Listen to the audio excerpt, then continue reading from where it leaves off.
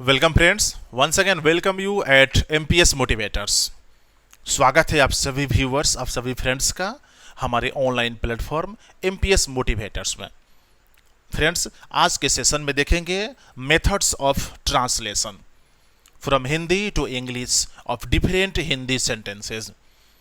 आज के सेशन में हिंदी के विभिन्न वाक्यों को अंग्रेजी में अनुवाद करेंगे विथ स्ट्रक्चर के साथ। उनकी जो बनावट है उस बनावट को देखेंगे और उसके बाद हिंदी टू इंग्लिश ट्रांसलेट करेंगे। तो चलते हैं आज के सेशन में, आप हमारे साथ बने रहिए। हिंदी के कुछ चुनिंदा सेंटेंसेस को इंग्लिश में स्ट्रक्चर के साथ कैसे ट्रांसलेट करते हैं। आगे बढ़ने से पहले एक बार गुजारिश है आप सभी व्यूअर्स, आप सभी फ्रेंड्स से, आप हमारे online platform, online channel MPS motivators को सब्सक्राइब करें। घर बैठे अपनी परीक्षा की तैयारी करें, अपनी सिलेबस की तैयारी करें, एमपीएस मोटिवेटर से जुड़ें, वीडियोस देखें, लाइक करें, पॉजिटिव कमेंट्स करें। चलते हैं, आगे बढ़ते हैं। हिंदी के कुछ विशेष सेंटेंसेस को अंग्रेजी में अनुवाद करेंगे, ट्रांसलेट करेंगे with structure. Friends, this is the method number 1 and these are the examples of Hindi. चलते हैं, देखते हैं। एक राजा है, गांव में एक नेता है, एक गाय है, नदी में पानी है, छत पर बिल्ली है, पॉकेट में पैसा है, विद्यालय में बच्चे हैं।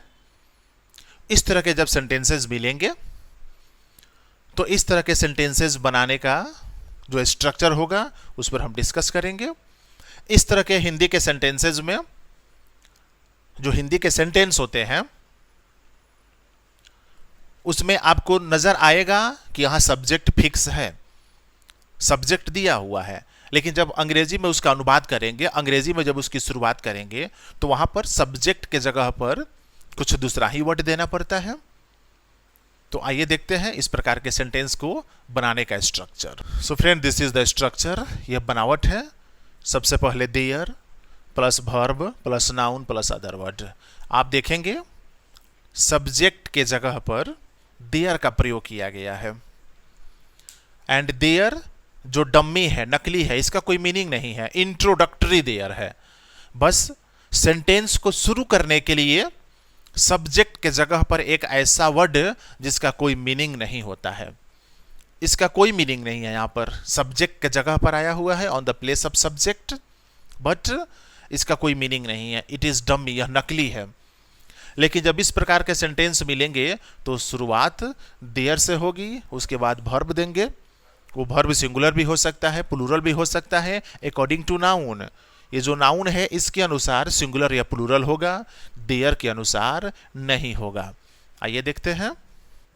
एक राजा है, देयर इज ए किंग।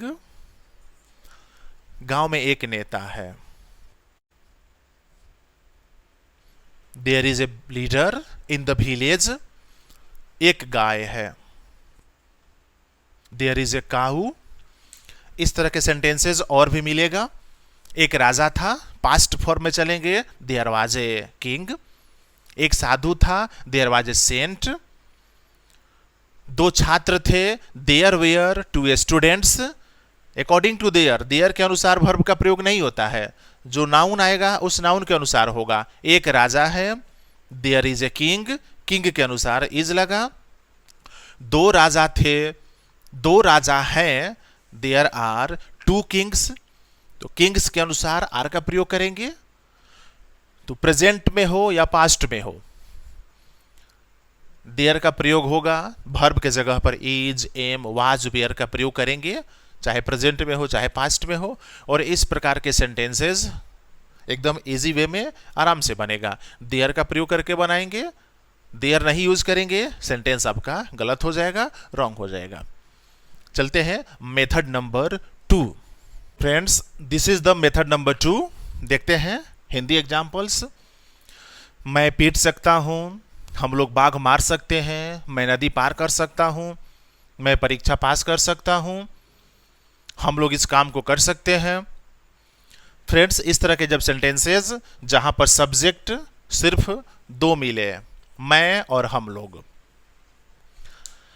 इस तरह के सेंटेंसेस में अगर सब्जेक्ट दो प्रकार का हो, मैं और हम लोग, यही अगर सब्जेक्ट मिले तो इस तरह के सेंटेंसेस में शक्ति, क्षमता, चुनौती का बोध होता है। Power, ability, challenge. अर्थात ये सेंटेंसेस बता रहा है कि यहाँ पर हम चुनौती किसी को दे सकते हैं, अपनी पावर दिखा सकते हैं, अपनी एबिलिटी, अपनी शक्ति, क्षमता दिखा सकते हैं। अगर यही सब्जेक्ट मैं और हम लोग बदल देते, तुम लोग, वे लोग, राम, सीता, मोहन कर देते, तो फिर यहाँ पर ये पॉसिबिलिटी, संभावना बन जाती। जैसे मैं को हटा देते हैं, राम पीट सकता है, तो ये संभावना हो गया। मैं पीट सकता हूं तो यह चुनौती हो गया, शक्ति प्रदर्शन हो गया। तो इसलिए इस बात पर गौर कीजिएगा, ध्यान दीजिएगा कि जब सब्जेक्ट मैं और हम लोग रहे तो वहां पर पावर, चैलेंज शो किया जाता है, एबिलिटी शो किया जाता है। तो इस तरह के सेंटेंसेस बनाने के लिए आइए देखते हैं structure. Friend, this is the beautiful structure. Subject, can, V1, object. Subject देंगे, कैन का प्रयोग करेंगे, V1 देंगे, ऑब्जेक्ट देंगे, हमारा सेंटेंसेस बनेगा एकदम इजी वे में। मैं पीट सकता हूं, आई कैन बीट। हम लोग बाघ मार सकते हैं, we can kill a tiger. मैं नदी पार कर सकता हूं,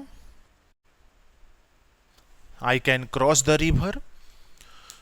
तो जब मैं और हम लोग से सेंटेंस की शुरुआत हो और इस तरह के सेंटेंस हो तो वहां पर पावर, चैलेंज, एबिलिटी शो किया जाता है। और इस तरह के स्ट्रक्चर कैन से बनेंगे, सब्जेक्ट, कैन, V1, ऑब्जेक्ट, एकदम इजी वे में। चलते हैं आगे, method number 3। So friends, this is the method number 3। एकदम छोटा सेंटेंस है हिंदी का। एग्जाम्पल देखते हैं। मैं हूं, राम है, तुम हो, हम लोग हैं, वे लोग हैं, सीता है, रीता है।